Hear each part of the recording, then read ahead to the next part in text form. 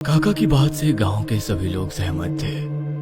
गांव के लोग महेश का पता लगाने की बहुत कोशिश करते हैं, लेकिन उसका नामो निशान तक नहीं मिलता।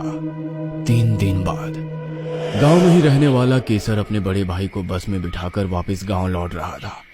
लौटते हुए उसे थोड़ी देर हो गई थी। जब से महेश के साथ वो घटना हुई थी, दिन ढलने के बाद गांव के लोग घर से बाहर नहीं निकलते थे। केसर तेज कदमों से अपने घर की ओर बढ़ रहा था कि तभी खेतों की ओर से उसे पीछे किसी के कदमों की आहट सुनाई देने लगती है। आहट सुन के डर के मारे केसर का खून जम रहा था। केसर जितना तेज चलता, उसका पीछा कर रहे कदमों की आहट और तेज होती जाती। अचानक केसर को किसी औरत के हंसने की आवाज सुनाई देती है। और कितना तेज भागोगे केसर, अरे संभाल कर, गिर पड़ोगे। केसर को यह आवाज कुछ जानी पहचानी लग रही थी, लेकिन रात के अंधेरे में सुनसान रास्ते पर चलते हुए फिलहाल उसकी सोचने समझने की शक्ति खत्म हो चुकी थी। अरे इतना क्यों घबरा रहे हो हमसे? हम तो थक गए तुम्हारे पीछे पीछे दौड़ते हुए। केसर अब रुको ना। अचानक ही केसर को एहसास हुआ, यह आवाज तो उसकी प्रेमिका रेखा की है। अरे रेखा तो। केसर जैसे ही पीछे मुड़कर देखता है, उसे अपने पीछे लाल जोड़े में घूंघट ओढ़े एक महिला दिखाई पड़ती है। इतनी रात को यहाँ क्या कर रही हो खेतों में?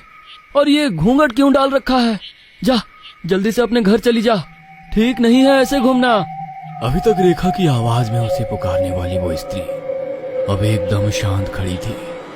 कांपते हाथों से केसर उसका घूंघट उठाता है तो देखता है घूंघट के अंदर कोई था ही नहीं। केसर चीख कर भागने लगता है और अपने घर के दरवाजे पर पहुंचकर जोर जोर से दरवाजा पीटने लगता है। इससे पहले कि उसकी मां दरवाजा खोलती, एक जोरदार चीख सुनाई देती है और केसर वहां से गायब हो जाता है। अगली सुबह गांव में हाहाकार मच गया था। यह घटना ठीक वैसे ही घटी थी जैसे महेश के दरवाजे पर हुई थी। अपने ही घर के दरवाजे के सामने से कोई आदमी चुटकियों में गायब हो गया था और पीछे रह गए थे केवल वो लाल पैरों के निशान और खून की छींटे।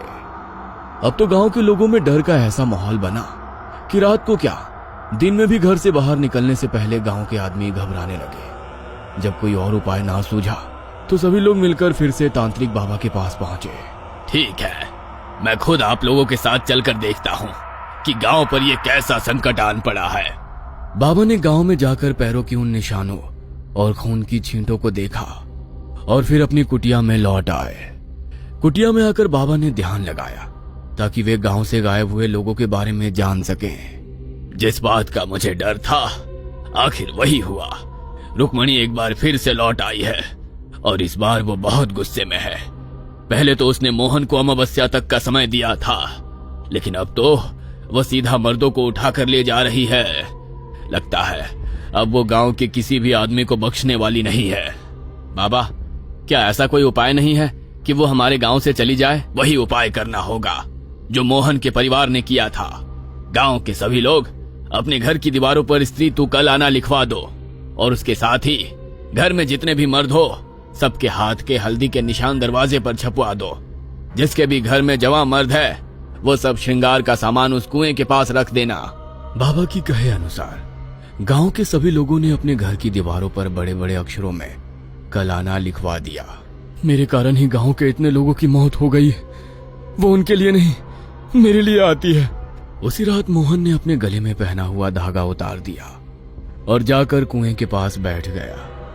आधी रात बीतने के बाद रुक्मणी मोहन के पास आई और उसके पास बैठ गई। कुछ देर बाद जब रुक्मणी सहज होकर मोहन से बातें करने लगी, तभी मोहन ने रुक्मणी का हाथ पकड़ा और तेज आवाज में हनुमान चालीसा का पाठ करने लगा। रुक्मणी दर्द से जोर जोर से चिल्ला रही थी और मोहन से अपना हाथ छुड़ाने के लिए छटपटा रही थी। देखते ही देखते रुक्मणी एक भयानक चुड़ैल के रूप में बदल गई और भयानक आवाज निकालकर मोहन को डराने की कोशिश करने लगी। किंतु मोहन लगातार अपना पाठ करता रहा और रुक्मणी के लाख प्रयास करने के बाद भी उसने उसका हाथ नहीं छोड़ा। मुझसे छल किया है तुमने, एक बार नहीं बार बार।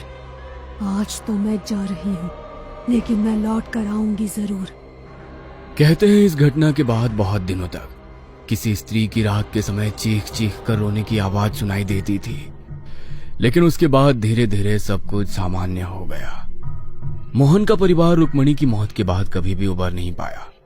पहले उसकी माँ और फिर पिताजी की गंभीर बीमारी के कारण मौत हो गई। पत्नी की मौत का गम भुलाने को मोहन आजीवन अविवाहित रहा और अकेले में ही अपना जीवन बिताया।